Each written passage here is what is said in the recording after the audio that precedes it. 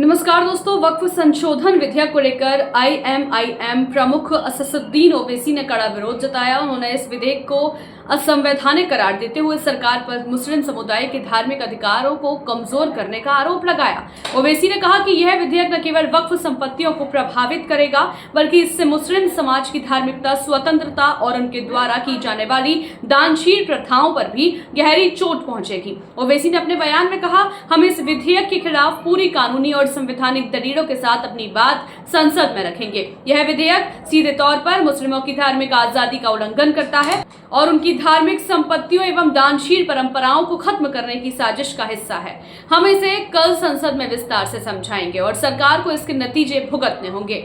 उन्होंने सरकार पर तीखा हमला बोलते हुए कहा कि यह विधेयक मुस्लिम समुदाय को उनके अधिकारों से वंचित करने की कोशिश है। सरकार यह साबित करना चाहती है कि वह किसी एक वर्ग के हितों की रक्षा कर रही है, लेकिन असल में यह विधेयक संविधान के मूलभूत सिद्धांतों के खिलाफ है। ओवैसी ने जोड़ा, हम इसमें पूरा अपनी बात को रखेंगे दलील के साथ और बताएंगे कि कैसा ये बिल अनकॉन्स्टिट्यूशनल है, कैसा ये मुसलमानों के फ्रीडम ऑफ रिलीजन की मुखालिफत करता है, कैसा ये मुसलमानों के चैरिटेबल रिलीजियस प्रैक्टिसेस से उनको महरूम करता है। ये हम कल बताएंगे।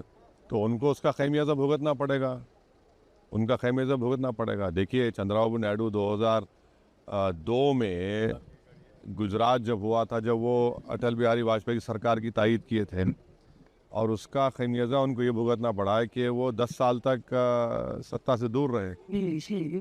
2014 में वापस आए जब तेलंगाना का डिवीज़न हुआ। तो ये बड़ा इमोशनल कनेक्ट है वक्फ का मैटर्स का मुस्लिम समाज से, क्योंकि ये हमारे लिए एक इबादत है। ये नमाज की तरह नहीं और इबादत है ये।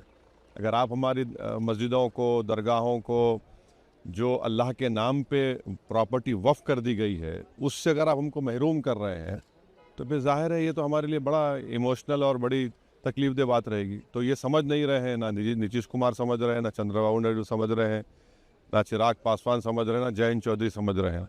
तो ठीक है, इनको जनता समझा देगी। बता दें कि संसद में वक्फ संशोधन विधेयक पर चर्चा चल रही है और विपक्षी दलों ने भी इस मुद्दे पर सरकार को घेरने की रणनीति बनाई है। ओवैसी के इस बयान के बाद यह बहस और तेज होने की संभावना है। अब देखना होगा कि इस विधेयक को लेकर संसद में आगे क्या रुख अपनाया जाता है।